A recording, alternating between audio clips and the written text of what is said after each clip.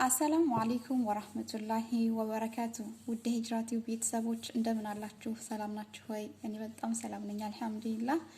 በጣም ይቅርታ ተጠፋፍተናል። ማሌሽ ዑዝር ሰጠ ግድ ነው ዑዝር መስጠት። እንደምን ናችሁ ግን? ወላሂ ናፍቃችሁኛል። አለኩል ሀል አላህ ይጠብቃችሁ በያላችሁበት። ኢንሻአላህ ዛሬ በአንድ ጥያቄ መጣሁኝ። ኢንሻአላህ ይሄንን ጥያቄ ወደ ማታ ወይ ደግሞ ነገ ሊቭ ላይ ገባለሁኝ። ሁላችሁም እየገባችሁም ልትሳተፉበት ትችላላችሁ። አሁንም በኮሜንት ላይ ማስቀመጥ ትችላላችሁ ማለት ነው። ይህ ጥያቄ በጣም ሴቶች ላይ በተለይ ፎከስ ያደርጋል፣ የኛው ጉድ ስለሆነ ማለት ነው። ኢንሻአላህ ጥያቄው ረሱል ሰለላሁ ዐለይሂ ወሰለም የተናገሩት ሐዲስ አለ። እሱም የውመል ቂያማ በትንሳኤ ቀን አላህ ሱብሓነሁ ወተዓላ የማያናግራቸው የማይመለከታቸው የጀሃነም የሚሆኑ አላህ ሱብሓነሁ ወተዓላ በዛ ሰዓት በጣም የሚቆጣባቸው ሴቶች አሉ። 10 ሴቶች፣ 10 አይነት ሴቶች ማለት ነው። 10 ሴቶች ስላችሁ 10 አይነት። ምን አይነት ሴቶች ናቸው? እነዚህን ዘርዝሩ። ለምንድነውስ አላህ የሚቆጣባቸው?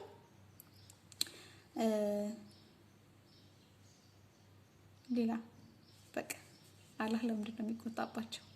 የማያናግራቸው ለምንድን ነው ጀሃነም የተባሉት? እነዚህ 10 አይነት ሴቶች ምን ቢሰሩ ነው? ይሄ በደንብ አድርገን እናስብ። ለመመለስም ሁላችሁም ተሯሯጡ። አላቅም የሚባል ነገር አይሰራም። ይሄ የራሳችን የኛ ጉዳይ ነው። ልናውቀው የሚገባ ነጥብ ነው። በተለይ ሴቶች አሁን ላይ የምንመለከታቸው ነገሮች ብዙ ነገሮች አሉ እና ረሱል ሰለላሁ ዐለይሂ ወሰለም የተናገሩትን ሐዲስም ለማስታወስም ያህል ነው። ብዙዎቻችሁ ታውቁታላችሁ ብዬ አስባለሁ፣ ግን ለመተዋወስ ያህል ነው። ኢንሻአላህ ከቻልኩኝ ሊቭ ገብቼ ወደ በኋላ አብረን ምን መልሰው ይሆናል።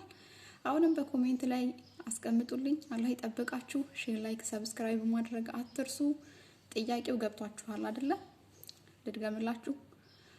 የውመል ቂያማ አላህ ሱብሓነሁ ወተዓላ የማያናግራቸው የሚቆጣባቸው በቃ የማይመለከታቸው ማለት ነው።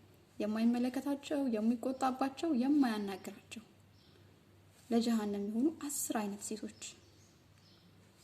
እነዚህ ምን አይነት ሴቶች ናቸው? ምን ጥፋት ያጠፉ ናቸው? እንግዲህ ሞክሩት ሴቶችዬ። አላህ ይጠብቃችሁ፣ በርቱ። ወንዶችም ካላችሁ ተሳተፉ። ግን ይሄ ጉዳይ በተለይ ሴቶች ፎከስ ልናደርግበት ይገባል። ሰላም አለይኩም ወራህመቱላሂ ወበረካቱ።